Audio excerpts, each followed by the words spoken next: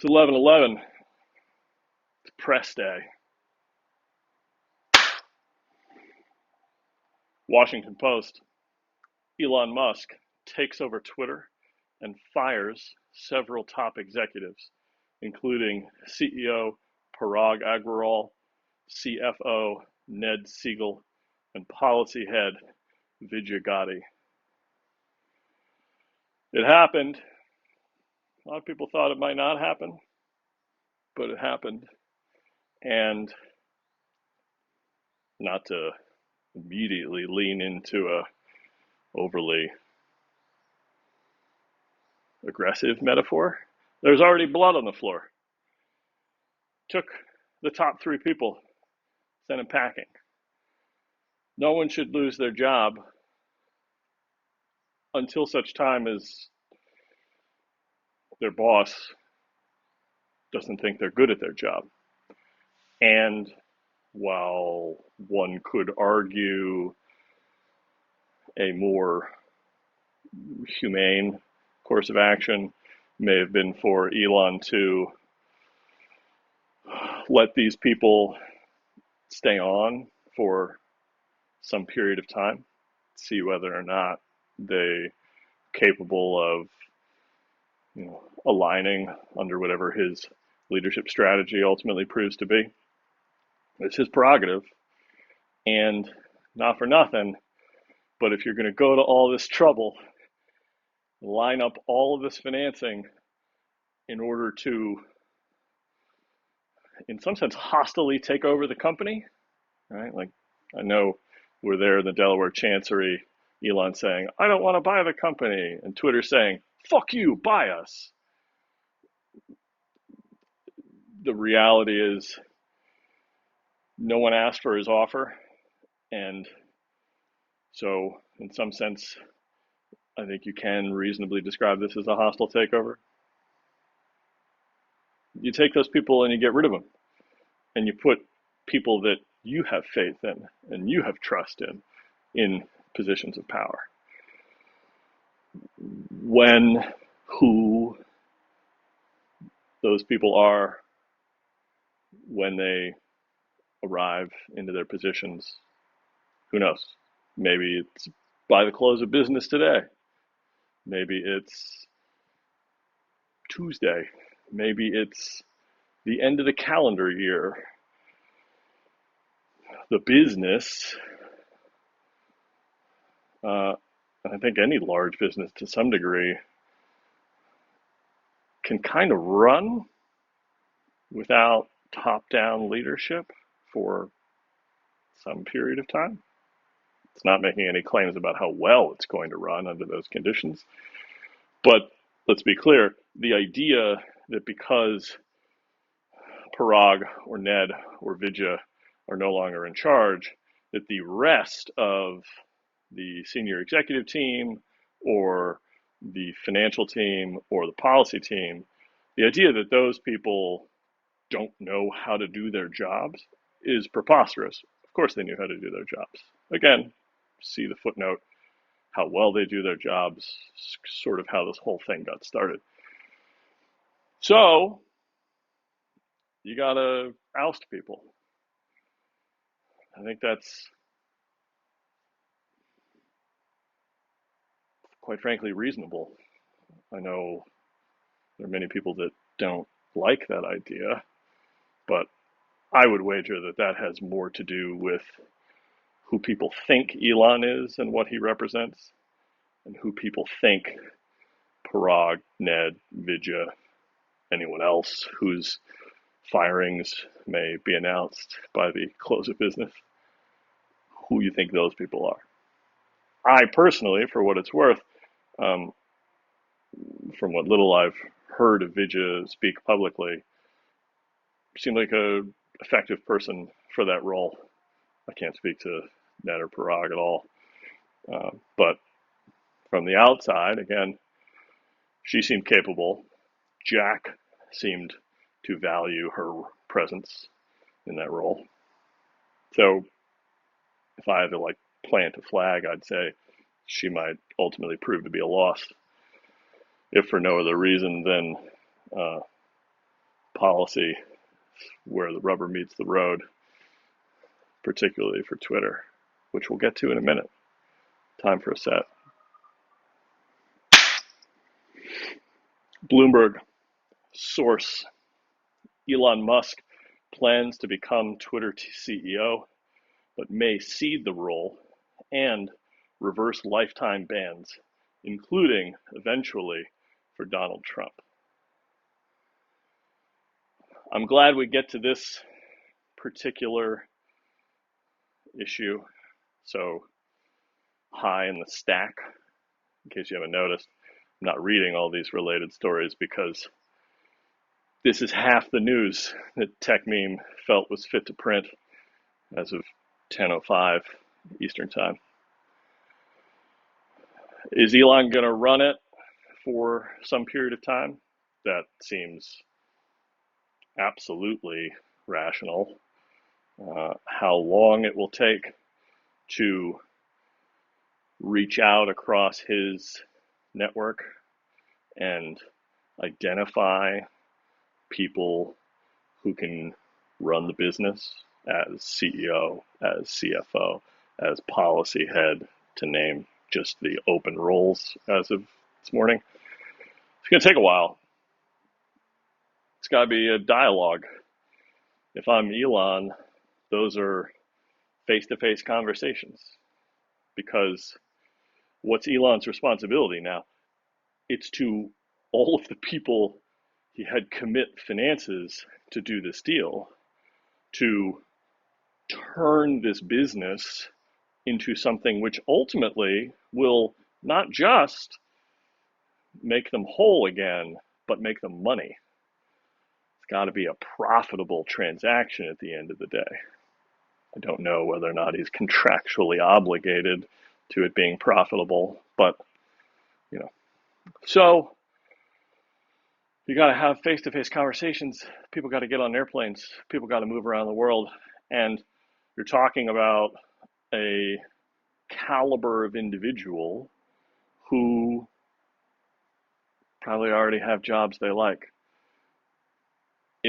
Which means, if nothing else, they're busy, which means getting them to get on an airplane and come to you, or getting an hour, 2 hours, 4 hours of their time, depending on how deep you want to take the sort of due diligence for hiring someone into roles like these. It's going to take time. So yeah, it makes perfect sense that he will at least run the ship and have the captains from every department report into him. Maybe he brings on a COO to live in the middle. As far as reversing lifetime bans, including the lifetime ban on the president,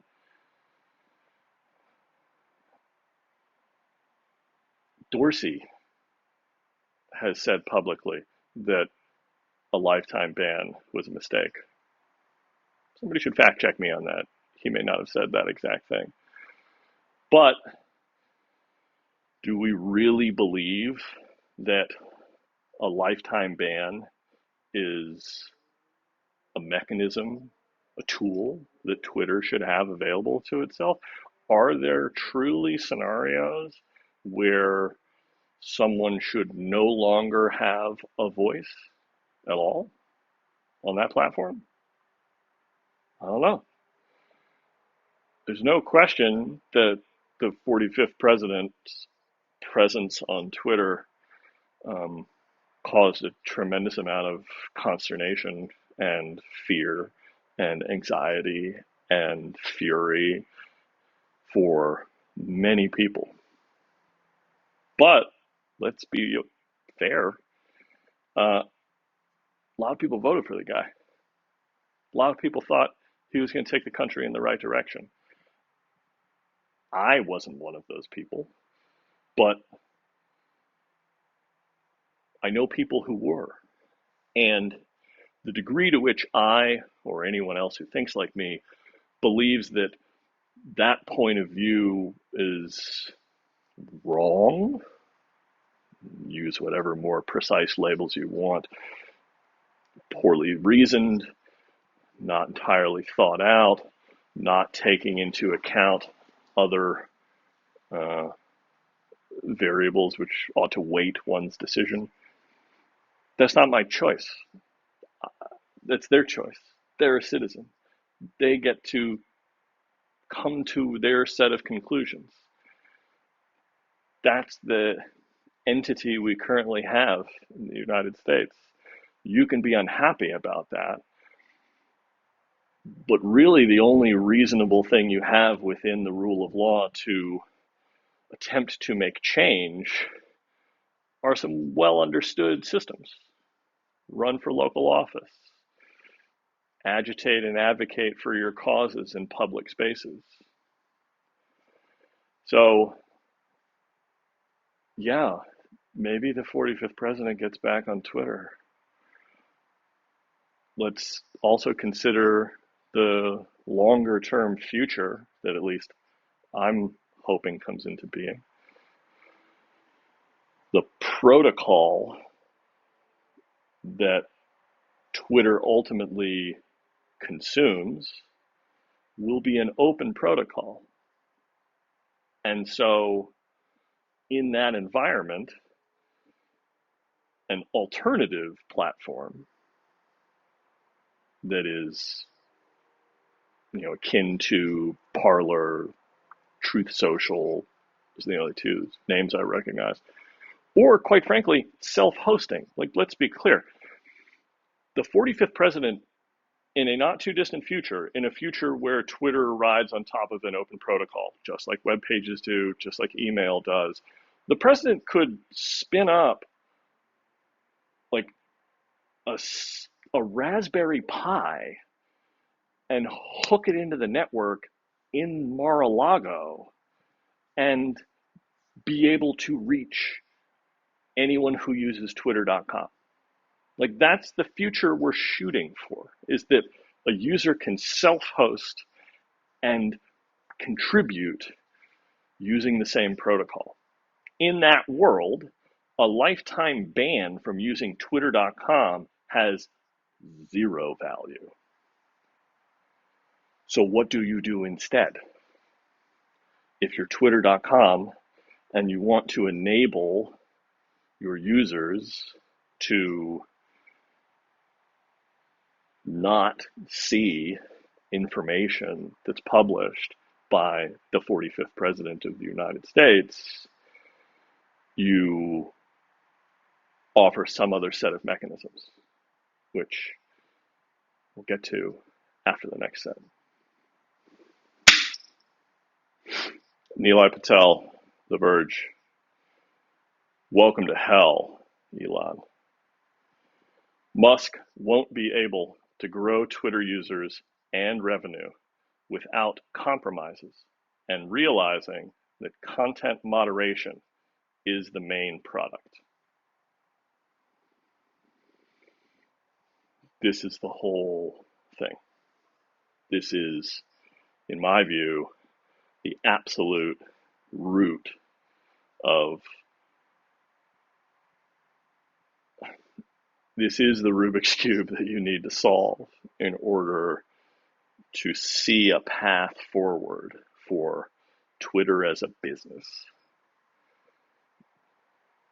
Again, talking about the near future, the future we want to bring into being, where Twitter as a business consumes a protocol that anyone with a computer and a connection to the internet can also consume. Just like a web server, just like an email server.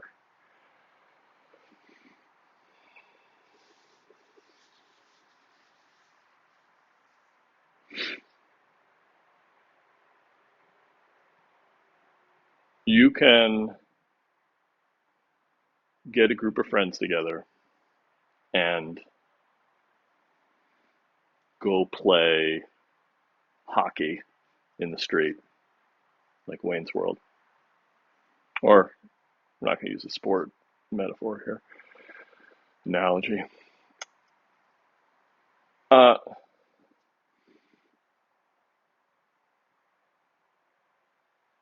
you can construct some sort of ride. You can get a seesaw, put it on the sidewalk, and ride the seesaw. At that point, you have an amusement park in the minimum viable definition.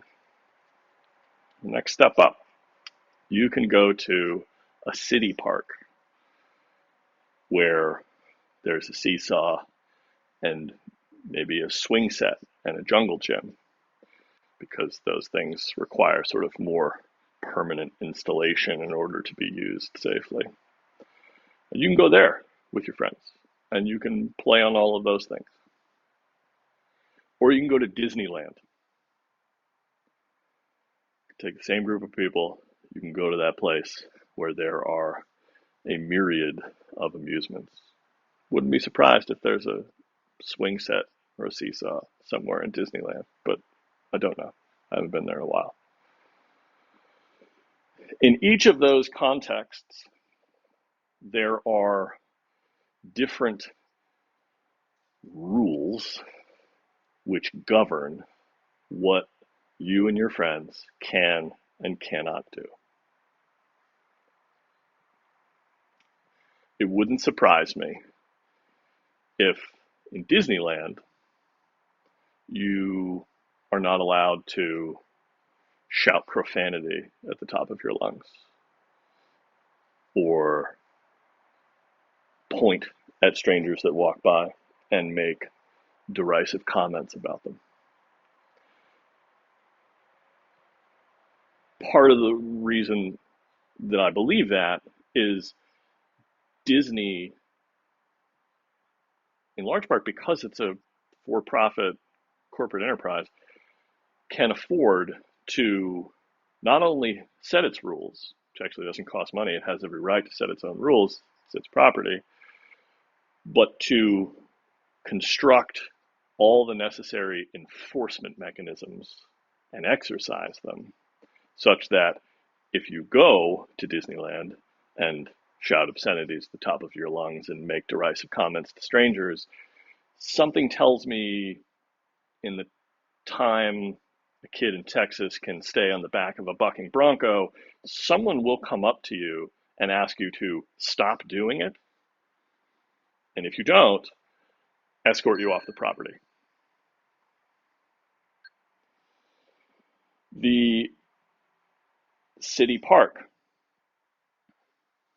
I'm willing to bet that there are rules on the books, depending on your city, which say you're also not allowed to shout obscenities, make derisive comments to strangers. Number one, that may not actually be the case.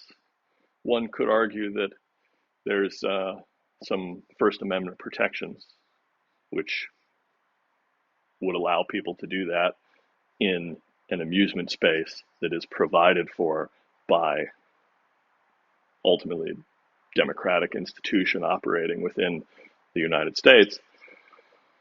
But you will have other users of the park who will act to curtail your behavior, probably by calling the police.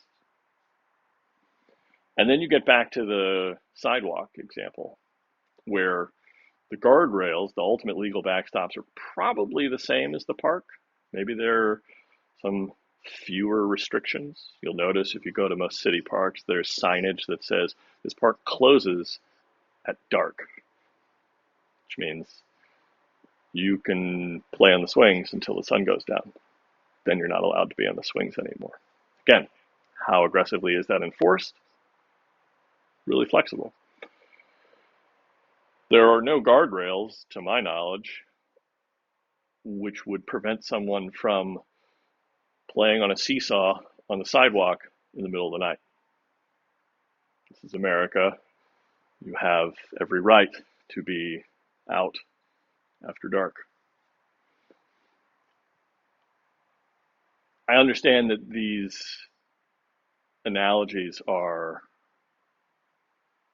uh, difficult, kludgy, like it's not the cleanest structure, but I hope that the point is clear, and it's the point that Nilay is making, which is Twitter.com, Twitter the business, its whole thing is to be the amusement park. Its whole thing is to operate a sanitized space where there are rules about what you can and cannot do. Perfect content moderation example. There are rules on Instagram which prevent users from posting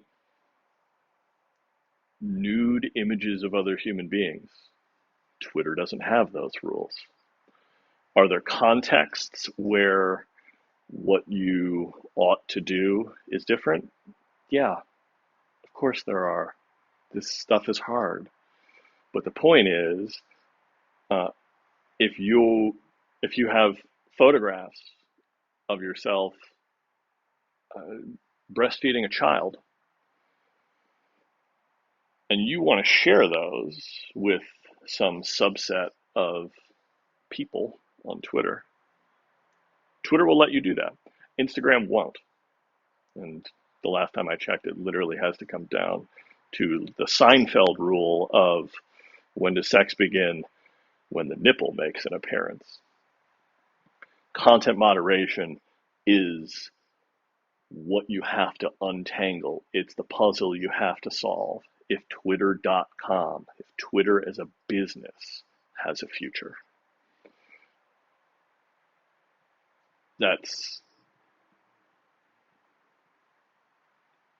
we'll keep going after another set.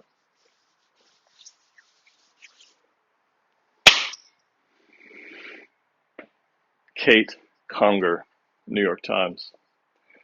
Elon Musk takes Twitter private, merging the company with X Holdings, delisting from NYSE, dissolving the board, and moving to cash-based employee compensation. This is a small piece of the story, but an important one. One of the few things which Elon has been quite clear on is his belief that Twitter needs to evolve into something of a super app. We can look to WeChat in China as the primary example of this sort of thing. There's been plenty of talk about how that won't work in the United States, or we don't need that. And I'll get back to that, but delisting from the NYSE, dissolving the board, moving to cash-based compensation, this is moving quickly to get the business into really a fighting position, right? Like wartime footing. There's no point in giving away stock, so employees have to be compensated purely in cash, which makes accounting easier because you can look at how much cash the business brings in and then look at the rest of your employees and go, you tell me why you're entitled to X share of what we're producing. It's a little bit easier to have those conversations, I would think. Dissolving the board, it's privately held. You don't need other people to tell you what to do. Certainly not people who have been steering the Twitter ship in the way they have for however long. Delisting from the stock exchange, of course, functional but important. Merging with X Holdings. Elon owns the letter X.com, There's a long history as to why he owns that. And again, he's stated publicly that he'd like to use the X branding for Superapp. Let's talk about what a Superapp is. There's a thread from a CryptoPunk 6529, I believe. Maybe I'll go do that homework. Maybe now's the time to go read that thread, because we're going to be talking about this a lot. There is, I think the first tweet that he said, they wrote, I'm going to butcher it. There can be no freedom greater than the freedom to transact. Between myself and another party, if we can't exchange goods, services, ideas, what can we do? There's an argument to be made that goods and, well, maybe not services, although yeah, goods and services can all fall under the heading of ideas.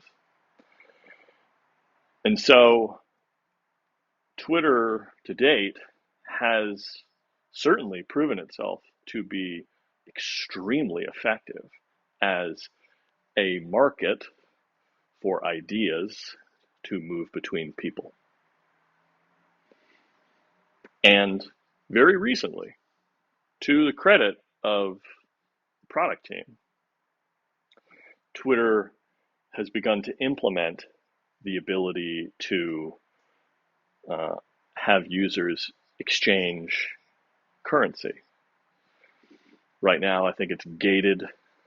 You have to have 10,000 followers or something like that in order to be able to have the button on your profile which says, click here to give me money. I think that same threshold also enables you to offer the super follower product, which is a way for you to subscribe to a premium set of my ideas for recurring revenue. These are both mechanisms to transact. These are both things that require that money change hands. You can wave whatever flags you want and say, but there are already other websites where I can exchange money. I could just list my PayPal email address in my bio and accomplish the same thing. Yeah, you totally could. You know what can't happen in that scenario? Twitter can't make any money off that transaction. Pure and simple. So, if that's not a sufficient reason to want to continue to hook the ability for users in your system to exchange money, I don't know what is. A relevant comparison here is Apple's Apple Cash product. I can move dollar values between myself and any other user who has enabled that feature in Apple's system. Apple will never tell you this because their sort of pathos is to conceal these sorts of aspects from the user. But if I have a balance of $20 in my Apple Cash account and you have a balance of $20 in your Apple Cash account, how much money is Apple sitting on? $40. Multiply that by your user base, Apple gets to take a massive pile of money and avail itself of all the existing financial markets in the world in order to make money on that money. This is the rudimentary function of a bank. And you can have your sort of philosophical debates about should Apple be a bank? Who cares? Like, they have a massive balance sheet. They're already going to do these things. The idea that they shouldn't is, quite frankly, preposterous. It's what finances the rest of their business. So I think that merging with X Holdings, rebranding, whatever the hell you want to do, if what it does is bring to bear the ability for effectively any user of Twitter to move currency, to exchange currency for goods, services, which are all ideas, bring it on. The faster, the better. Time for another set. Bloomberg. Sources. Elon Musk asked Tesla engineers to meet with Twitter product leaders to review code, which Twitter can no longer change until the deal closes. This is unfortunately, I think, quite relevant aspect of the story.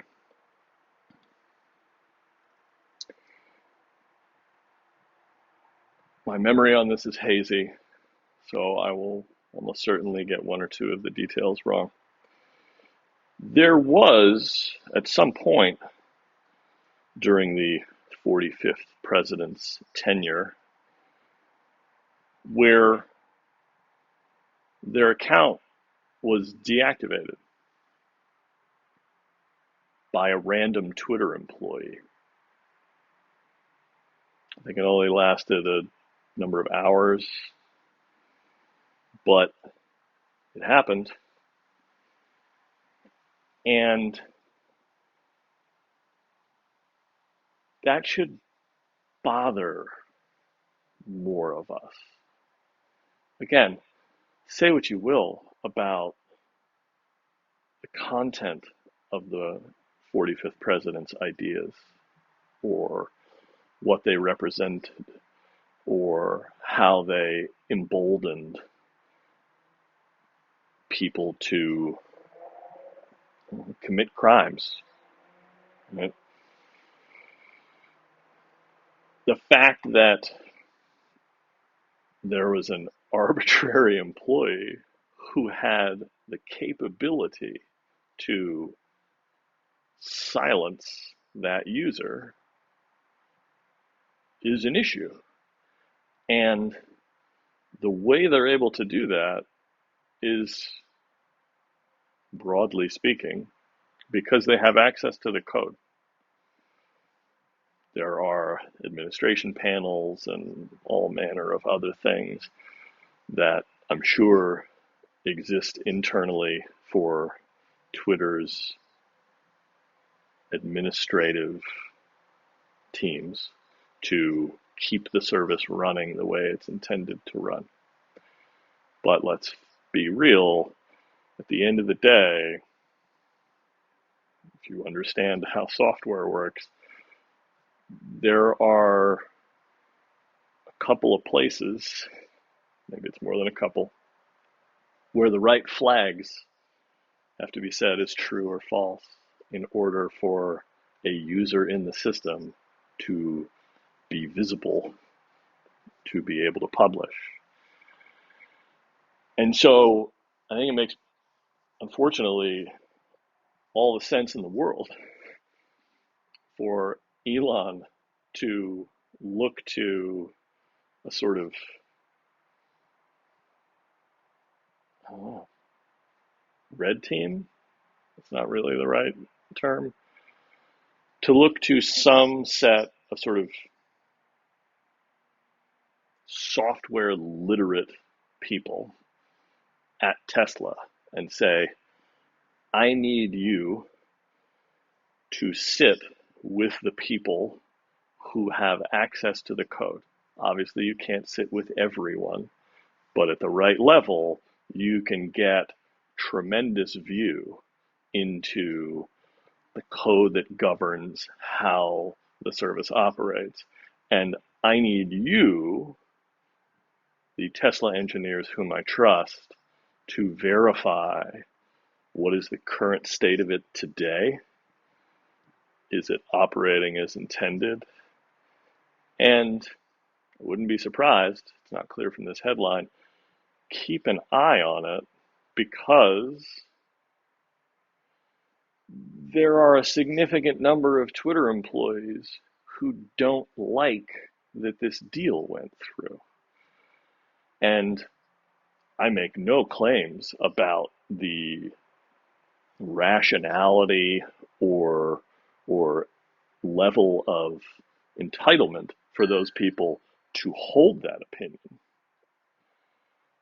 But the notion that you're an engineer at Twitter and you don't like the guy, you're afraid of the guy who just bought the business, and you have the physical capability to, digitally speaking, throw a spanner into the works,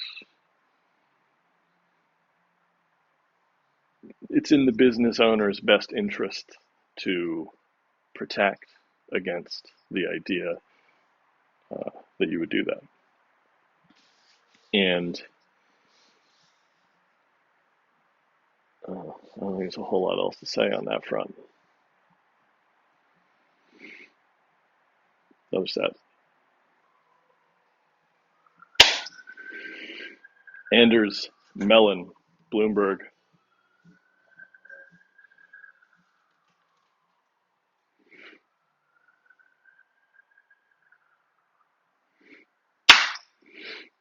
Anders Mellon, Bloomberg analysis. With Elon Musk clearing out Twitter's executive ranks, CEO Parag Agrawal is eligible to receive around $50 million, Ned Siegel $37 million, and Vijay Gotti $17 million.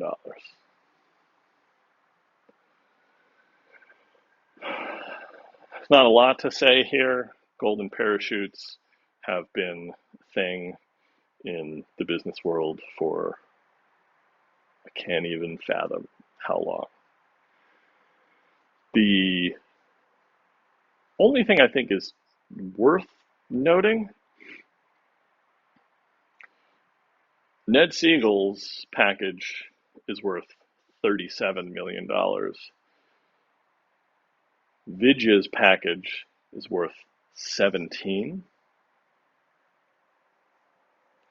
The notion that the Twitter board could look at executive compensation plans and come to the conclusion that the person who's responsible for ensuring that the business is run from an accounting perspective well, and that it makes money, the notion that their package is worth $20 million more than the person who's responsible for navigating all of the content policy issues, to me, reads as the board really has no concept, or had, because they're not the board anymore,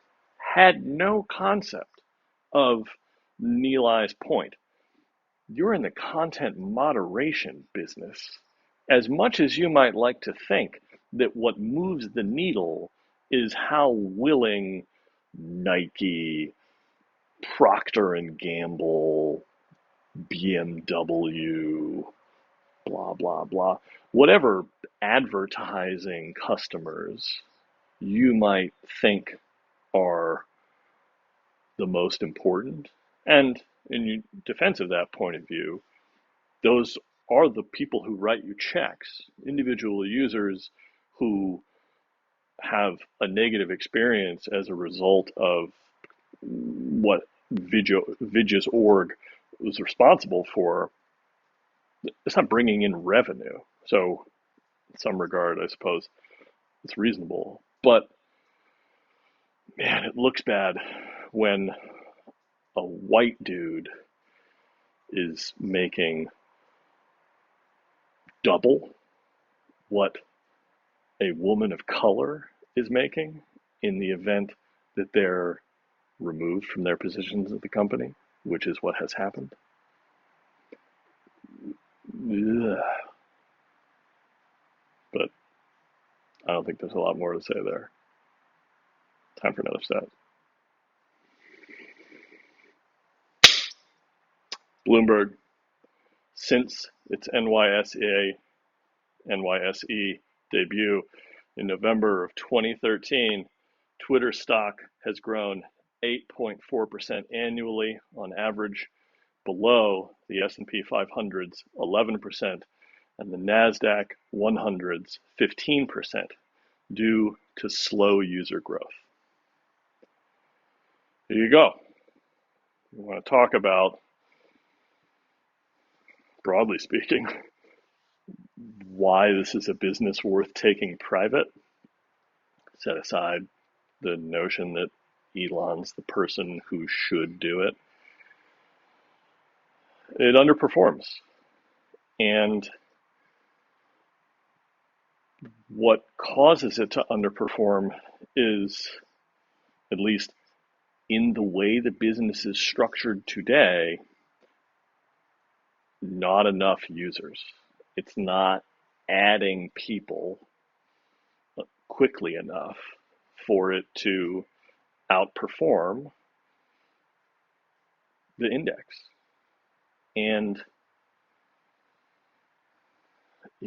for a business which provides what Twitter has provided to any human being on the planet, every human being on the planet, to underperform for 10 years, because let's face facts, it's effectively 2023 right now, particularly from a corporate perspective. It'll be November. Not a lot gets done between November and the new year. It wasn't going to happen. If you couldn't achieve a healthy enough user growth rate to perform commensurate with the S&P 500, were you going to get there? It's not clear. It's also not clear, if you look back over the previous 10 years that we're measuring here with Twitter as a public company, it's also not clear that the business is capable of evolving itself in such a way to facilitate user growth. So why is the best course of action for Twitter to continue to be a publicly traded business? The larger strategy, when viewed in hindsight, it's not moving the needle. And again, to cite something Gruber said earlier this week, the relationship between Twitter's sort of media attention, right, like space in the public consciousness, at least in the United States, and its financial performance, it's a horrific relationship. Like, it's a disaster. Ergo, what do? You have all of this heat around Twitter and tweeting, and you can't translate any of it into energy, or at least, to be fair, you are not able to translate it into enough energy that you can at least perform at parity with the S&P 500. Delist yourself, remove all of the external governance and controls such that you can make drastic change, like firing the CEO, firing other executive leaders, and what has been rumored this week, but there's no report of yet, severely cutting overall headcount.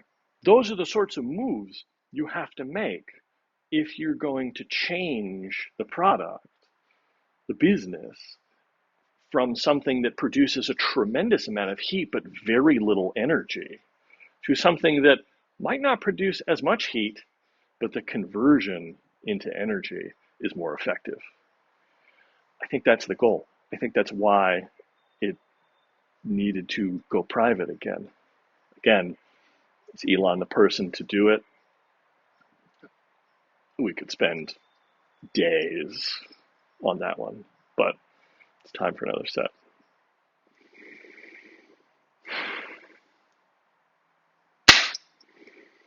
Todd Spangler, Variety. Elon Musk pens an open letter to calm Twitter advertisers, arguing his goal is not, quote, to make more money, and the service, quote, cannot become a free-for-all hellscape, unquote.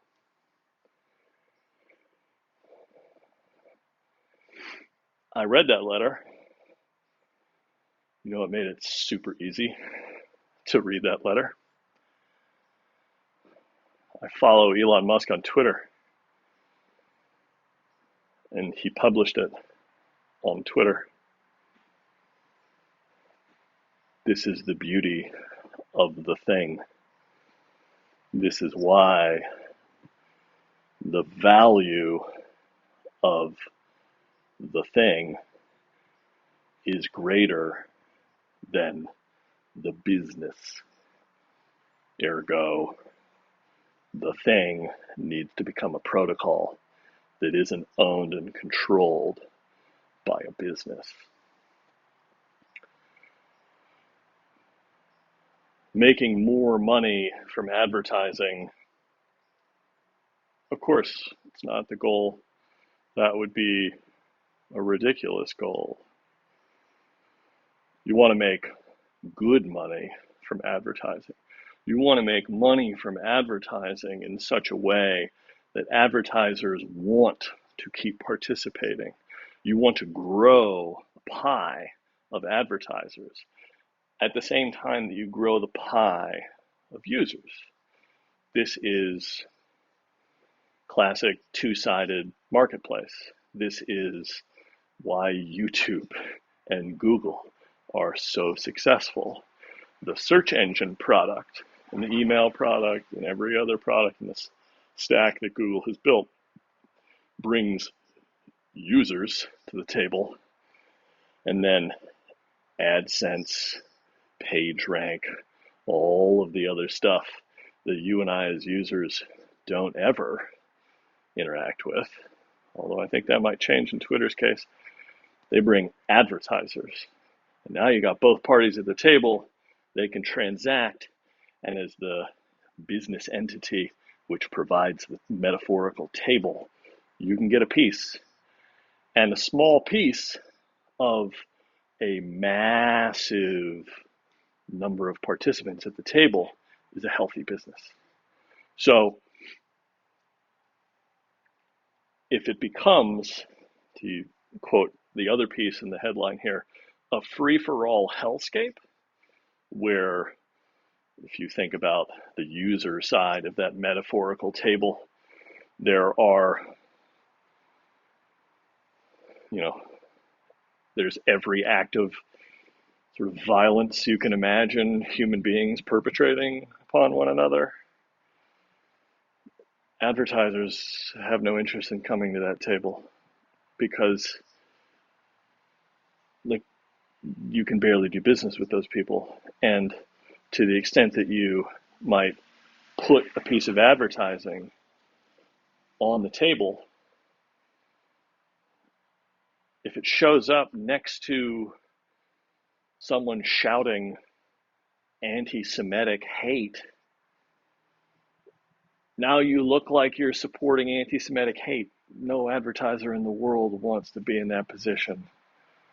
And again, this goes from Nike and Procter and Gamble, quite frankly, all the way down to me. There's a timeline where I stop, well, I don't stop. I go from teaching myself how to barbell train and grow stronger to teaching other people how to barbell train and grow stronger. At that moment in time, I become a potential customer on the advertiser side of the table. Like, that's what Twitter wants. That's better for Twitter. If a user can also become an advertiser and do that easily, that strikes me as a pretty good place to be. And if I can make money from my usage of Twitter, you damn right I'm more likely to stick around rather than go self-host my own instance of the same open protocol that Twitter runs on top of. Yeah, I could spin up a Raspberry Pi and just fire tweets out into the world.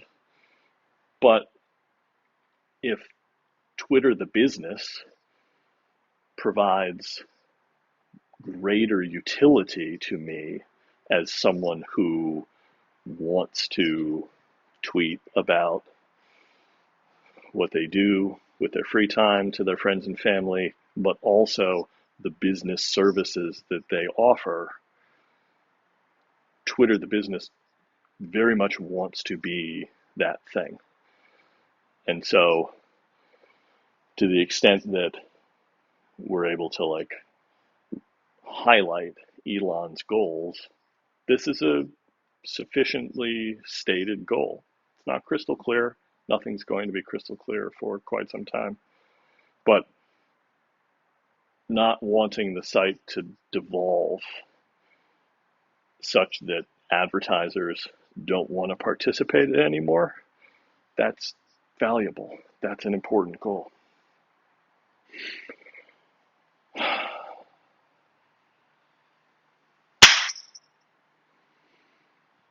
Edward Ludlow, Bloomberg. Elon Musk changes his Twitter bio to Chief Twit and visits the company's San Francisco office. Twitter tells staff they'll, quote, hear directly from him on Friday, unquote. You don't want to be a Twitter rank and file employee today. It's a high stress situation. My heart goes out to all of those people. That said,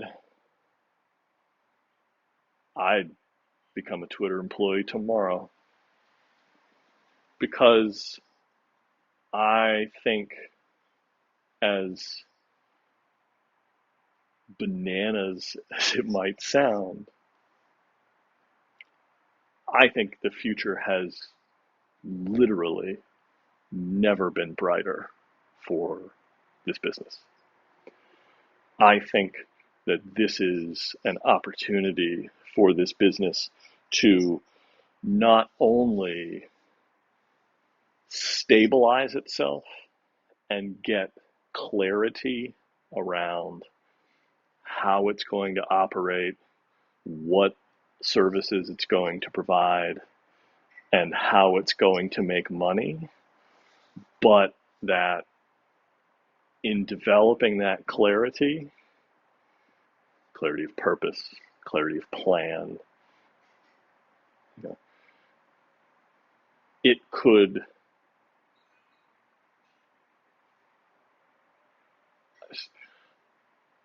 I think it's the final form of social media because there are some bedrock aspects to the product, which I will grant you are on the table right now. Privately held, nothing about the way Twitter works today should be taken for granted or some sort of law of nature. But I think there are things which Elon understands are part of the bedrock value of the tool. One of those, as a user on Twitter, when you create a public post, it is public to any device that can access the web.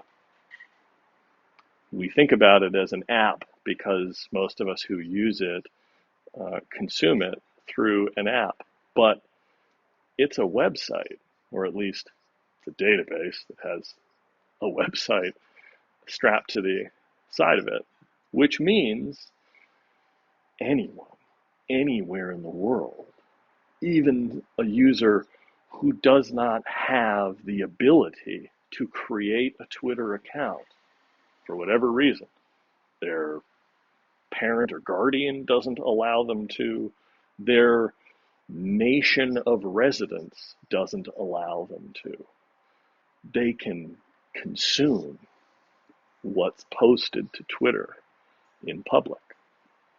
That's hugely valuable. And the second component, which I think is especially valuable when you look at many of the other popular social media products, URLs are first-class citizens. You can have 100 million Instagram followers. And when you open Instagram and you go to create a new post, if all you want to do is share a URL, what do? You can't. The closest you can get is basically to paste that URL into a notes document on your phone, screenshot the notes document, and then post that to Instagram. And yes, modern smartphones can do the character recognition of that image and effectively let you click the link, but it's a hack. Twitter will just let you move pointers to anywhere else on the web, all over the web. That's useful. And I think the last thing, which may not be as true today or as universally useful or applicable, the size, the amount of content that a single tweet can contain, right, its sort of payload, is still relatively small. It's small enough that if it's text, you can sort of consume the whole statement in the blink of an eye. That's powerful. If it's media, it can be compressed enough to move extremely quickly. That's valuable. So all that sort of a roundabout way to close on the Elon part of today's news, which is, again, the lion's share of today's news. But we're not done. And I'll close again by saying the news that's coming down today at Twitter is probably going to be rough for many people. The next week, the next month, the next 3 months at Twitter, probably going to be rough for many people. My heart goes out to all of you. But I have never been more bullish about what this business could be. Time for another set.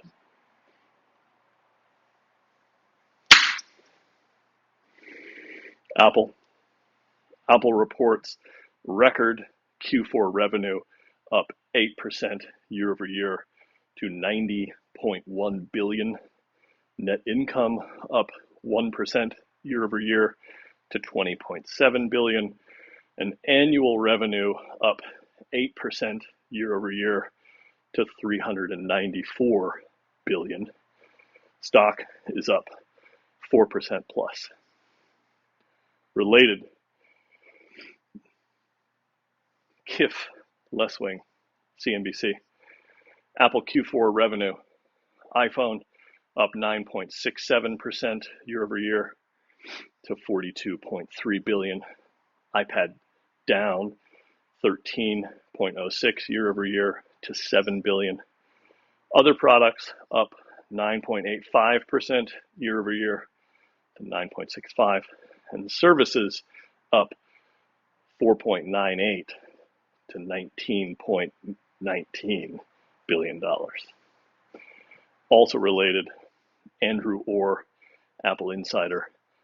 Apple reports a record $11.5 billion in Mac revenue for Q4, up 25% year over year, and sets, quote unquote, a quarterly record for upgraders, but expects a year over year decline in Q1 of 2023.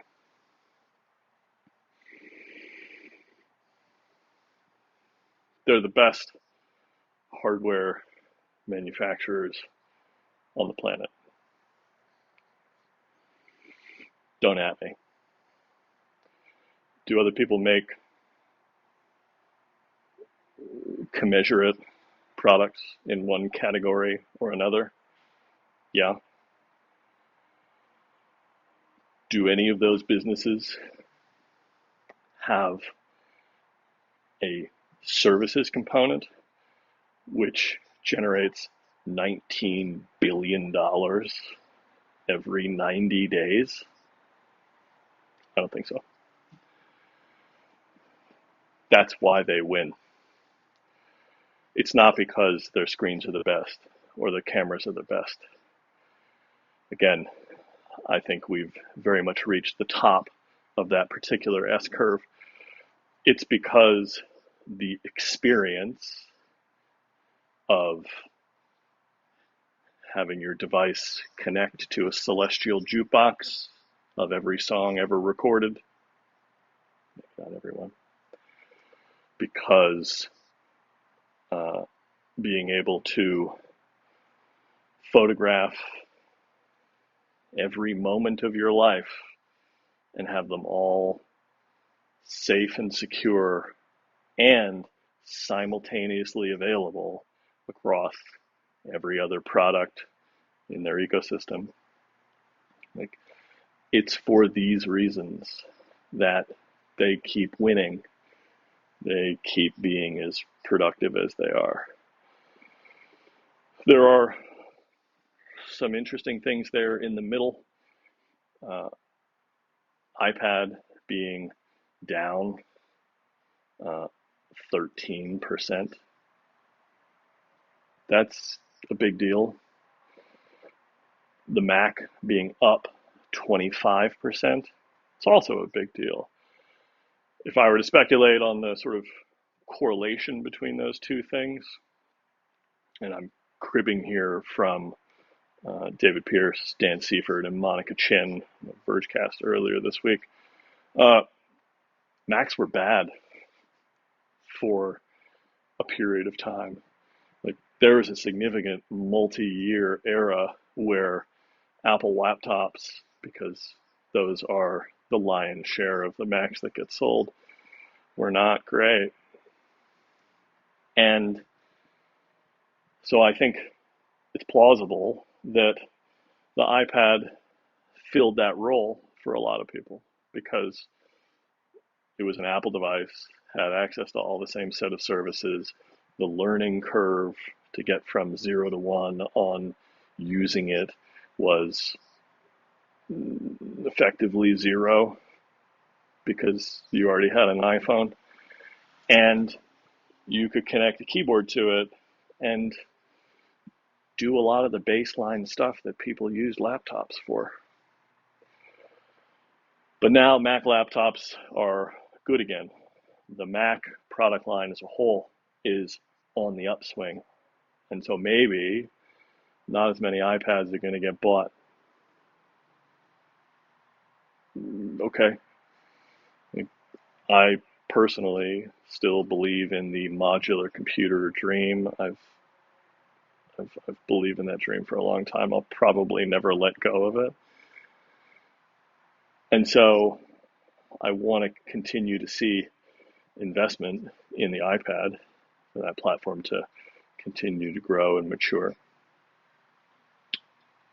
Stage Manager, certainly off to a rocky start, but a vision of being able to take an iPad, connect one cable to it, and then sit in front of a desk and have all the same applications, all the same data, all the same interface conventions, and to have a window with a text editor here, and a window with a web browser there, and a window with your messaging client or music player, and have all of those things be live and updating all the time, which is a thing in traditional operating systems we take for granted today.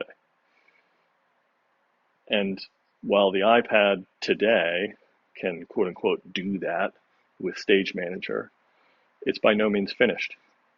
But the closer it gets to finished, the more cleaned up and tightened down that experience gets. I just think you're going to have a generation of users who have grown up on the modern platform. They've grown up with iOS devices. And when they decide that they're going to fire up that text editor and build software, the notion that what they need to do is go get a completely different piece of hardware with a completely different set of interface conventions in order to do that is a non-starter. Like, I don't want to be hyperbolic. I think you could kneecap the platform that way. Like, you could cause significant damage, maybe not huge damage, because Apple makes sure that their Macs are lust-worthy objects. But if you have to go own a Mac in order to build software for the phone that you use every day, it's not a great experience. Whereas if you have this screen that is big enough to hold your text editor and your reference material and connects to a keyboard, isn't that everything you need to build software? If it's not today, shouldn't it be everything you need to build software? Anyway, that's my bull case for the iPad. But I don't think there's anything else to say about how much money Apple made in the last 90 days. Time for another set. Annie Palmer, CNBC. Amazon reports Q3 advertising services revenue grew 25% year over year to $9.55 billion versus $9.48 estimated, and subscription revenue grew 9% year over year to $8.9 billion. Related, Amazon reports Q3 revenue up 15% year over year to $127 billion. Net income down 9% year over year to $2.9, and AWS revenue up 27% year over year to $20.5 billion. The stock drops 10% plus on weak Q4 guidance.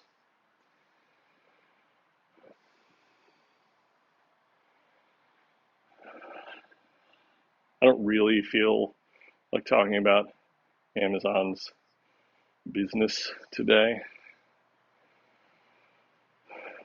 I'll just say that if you want evidence as to why it may be worth taking a public business private,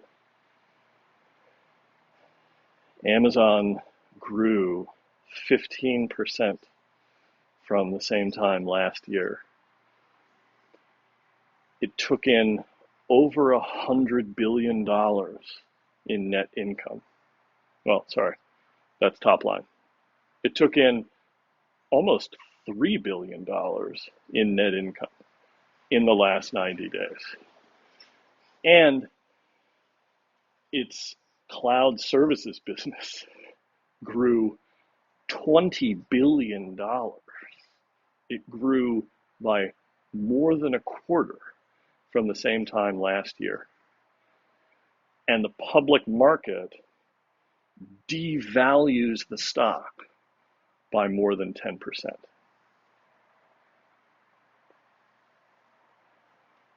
I know that there are people who work at Goldman Sachs who can tell me all of the justifications behind that. But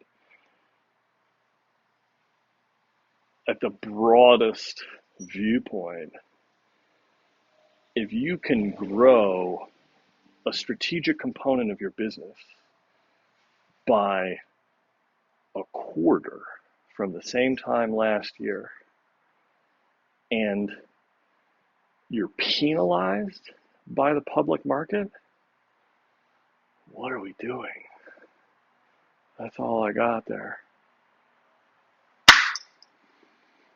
Michael Potok, 9 to 5 Mac. Apple says it has awarded researchers around $20 million total, including 20 rewards of $100,000 each for high impact issues since opening its bug bounty in December of 2019. Good for them. Awesome. You should be paying. How much you should be paying, who knows? But this is what you should do. If you're in the software business and you take vulnerabilities in your software seriously, create the opportunity for all white hats to benefit by helping you. I think it's a great thing. Keep it up. Ari Levy, CNBC. Meta, which hit a $1 trillion market cap in June of 2021, is no longer among the 20 most valuable U.S. companies after losing more than $730 billion in value since its September 2021 peak.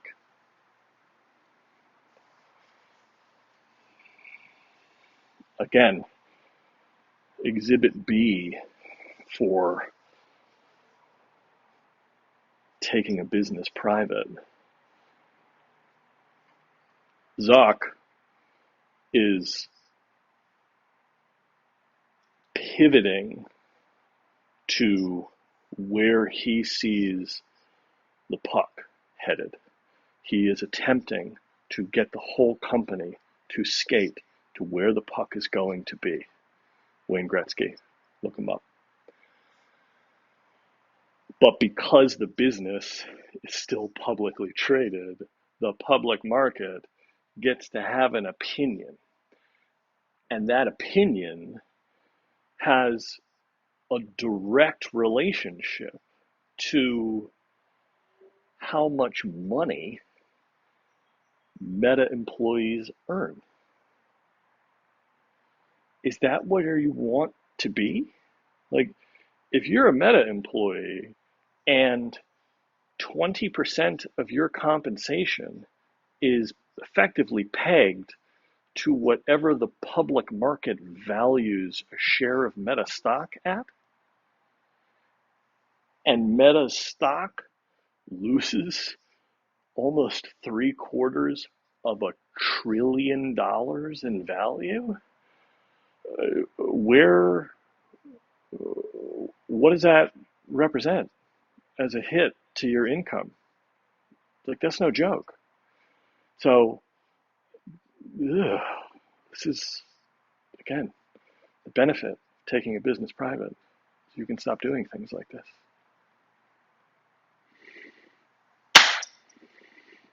Andrew Hayward, Decrypt.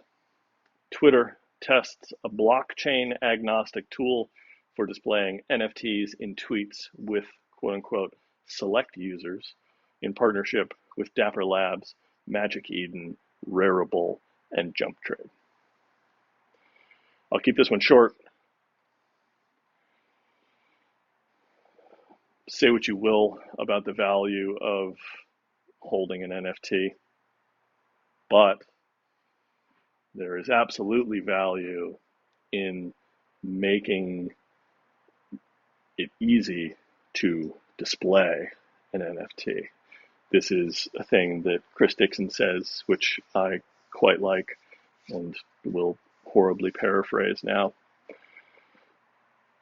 A lot of the detractors of NFTs as a technological innovation will say, all I have to do is right click to get my own copy of this thing that you spent a lot of money on. What Dixon points out is the more people make unauthorized copies, the more you just right click and save the JPEG. It's old parlance, which is noteworthy. You're raising the prevalence of the entity. If you have the commodified asset that represents a JPEG, which is seen all over the world, in theory, the value of that asset, that NFT, goes up. How much it goes up, whether or not you can realize those gains, all those things are yet to be determined. But the fact that Twitter's product team is exploring a way to make it easy to display the representation while also hooking back to the blockchain, which is the clearinghouse and the sort of the mechanism for verifying ownership. It's a good thing. Great.